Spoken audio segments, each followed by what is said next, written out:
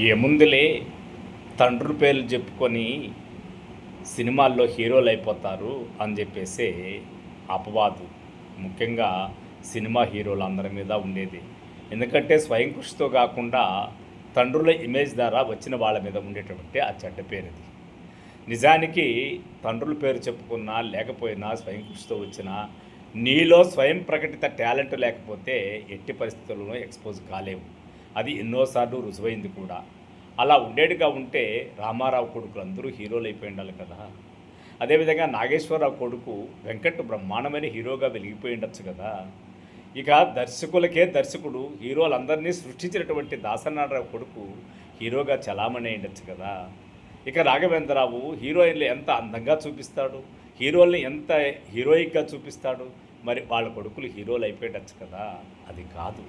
కాకపోతే వాళ్ళకున్నటువంటి బ్యాక్గ్రౌండ్తో అందరూ చెప్పుకునే మాటే ఒక చిన్న ఎక్స్పోజింగ్కి ఒక మొదటి సినిమా ఉపయోగపడుతుంది. కానీ వాళ్ళల్లో టాలెంటు, వాళ్ళల్లో కష్టపడే తత్వం, వాళ్ళ టైం సెన్సు, వారు కూడా ఒక రామారావు లాగో, ఒక చిరంజీవి లాగో, ఒక నాగేశ్వరరావు లాగో గతాన్ని మర్చిపోకుండా కష్టపడి కెరీర్ పట్ల బిల్డప్ చేసుకుంటే తప్ప లైఫ్ ఉండదనేది సినిమా పరిశ్రమలో ఎప్పుడు రుజువవుతున్న విషయమే.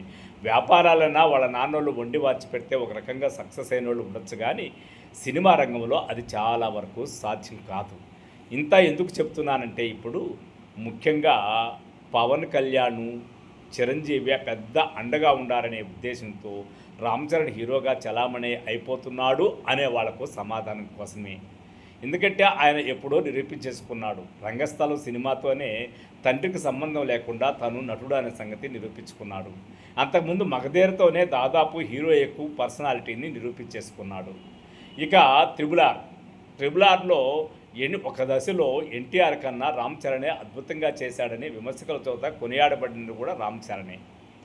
ఇప్పుడు లేటెస్ట్గా బుచ్చిబాబుతో చేసినటువంటి పెద్ది సినిమాలో ఇక ఆయన వాళ్ళ నాన్న ఒకప్పుడు గుండా సినిమాలోనూ, ఖైదీ సినిమాలోనూ, ఇంకా చాలా సినిమాల్లో మాస్ ఎలిమెంట్స్ ఉన్నటువంటి సినిమాల్లో ఆయన పడ్డటువంటి శ్రమ, ఓన్ ఫైట్స్, డూప్ లేకుండా ఆయన చేసిన విషయాల్ని ఎప్పుడో దాటేసి పెద్ది సినిమాలో రామ్ చరణ్ అద్భుతంగా కష్టపడ్డాడు. కష్టపడితే సరిపోతుందా? నటన లేకపోతే నాకు పోల్సిన అవసరం లేదు. ఎందుకంటే ఆ సినిమాలో ప్రతి ఒక్క బిట్టులోనూ ఆయన ఇచ్చినటువంటి ఎక్స్ప్రెషను, ఆ లో ప్రొఫైల్ మెయింటైన్ చేస్తూ ఆ బాడీ లాంగ్వేజ్ని అద్భుతంగా ప్రజెంట్ చేసి కథని ఎలివేట్ చేయడంలో హీరోయిజాన్ని అద్భుతంగా పండించగలిగినటువంటి వాడు రామ్ చరణ్. ఇక్కడ తండ్రో తల్లో లేకపోతే వాళ్ళ తాతో వీళ్ళెవరు బ్యాక్గ్రౌండ్ అతనికి పనికి రాలేదు.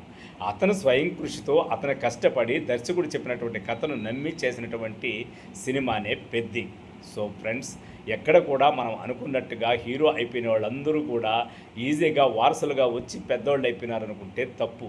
1, 2, 1, 6 సందర్భాల్లో అట్లా సక్సెస్ అయిపోవచ్చు.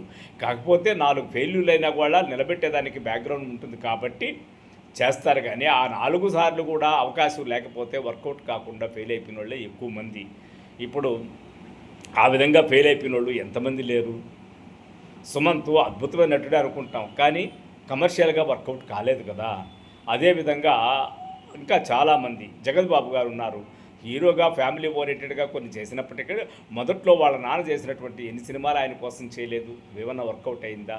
కాలక్రమేణలో ఆయన పడి లేసి రాటుదేలి హీరోగా నిలబడుకొని ఆ తర్వాత కూడా అవకాశాలు లేకపోతే విలన్ వేషాలు వేసుకుంటూ దానిలో కూడా తనకంటూ స్పెషాలిటీ నిరూపించుకున్నాడు. కాబట్టి ఈరోజు జగత్ బాబుని మనము దక్షిణ భారతదేశం కాకుండా ఉత్తర భారతదేశం కూడా చూసేటట్టుగా గొప్ప నటుడుగా తయారైనాడు.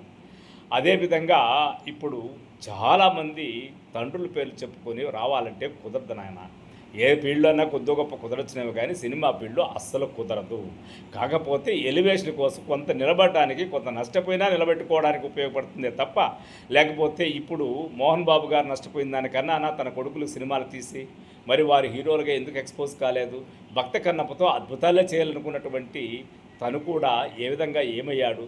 సో ఫ్రెండ్స్, టాలెంటు, కృషి, పట్టుదల, కష్టము, తను ఎలివేట్ చేసుకునే విధానము, క్యారెక్టర్ని అర్థం చేసుకునే పద్ధతి, కథను ఎన్నుకునే విధానము అన్నీ ఉంటే తప్ప సినిమా ఫీల్డ్లో హీరోగా చలామణి కాలేరు, సక్సెస్ కాలేరు, హీరోయిక్గా నిలబడరు అనడానికి ఒక ఎంతోమంది ఉదాహరణలు ఉన్నప్పటికీ నిలబడిన వాళ్ళకి ఉదాహరణ ఎత్తుకుంటే ఒక మహేష్ బాబు, ఒక ఎన్టీఆర్, ఒక రామ్ చరణ్, ఇలా వారసులుగా ఉండి కూడా వాళ్ళ కష్టంతో పైకి వచ్చినటువంటి లిస్టులో ఇట్లాంటివి చాలా పెద్ద లిస్టే ఉంది.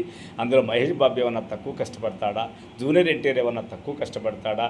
ఇక వీళ్ళకిద్దరికీ మించినట్టుగా రామ్ చరణ్ అద్భుతంగా తన కెరీర్ కోసం పణం పెడతాడు కదా. అదేవిధంగా క్యారెక్టర్ కూడా వాళ్ళు ఏ విధంగా డిజైన్ చేసుకున్నారు, తమకున్నటువంటి బ్యాక్గ్రౌండ్ చూపించి ఎక్కడా వాళ్ళు పెచ్చులకు పోలేదు, ఎచ్చులకు పోలేదు. సో ఫ్రెండ్స్, సినిమా అనేది కమర్షియల్ మీడియా, సినిమా అనేది ఒక క్రియేటివ్ జాబ్. దానికోసం నువ్వు కళాకారుడిగా పరిపూర్ణంగా రూపుదిద్దుకుంటే తప్ప నువ్వు సక్సెస్ కావలేవు అనడానికి ఎన్నో ఉదాహరణలు ఉన్నాయి. అలాంటి ఉదాహరణల నుంచి బయటపడి నిరూపించుకున్నటువంటి గొప్ప నటుడుగా ఈరోజు చలామణి అవడానికి అవకాశం ఉన్నటువంటి అన్ని అర్హతలు ఉన్నటువంటి వాడు పెద్ద సినిమాతో Ram Charan. So friends, thank you. Ram చరణే కాదు, ఎన్టీఆర్, మహేష్ బాబు ఎవరైనా సరే వాళ్ళు స్వయం కృషితో వచ్చారు కాబట్టి వాళ్ళు మనము సపోర్ట్ చేయాల్సిన అవసరం ఉంది. మీకు కూడా నా యొక్క కథనం కానీ నచ్చినట్లయితే మన విశ్వ రివ్యూ ఛానల్ని సబ్స్క్రైబ్ చేయండి, లైక్ చేయండి, షేర్ చేయండి. Thank you. I am Vishwanath.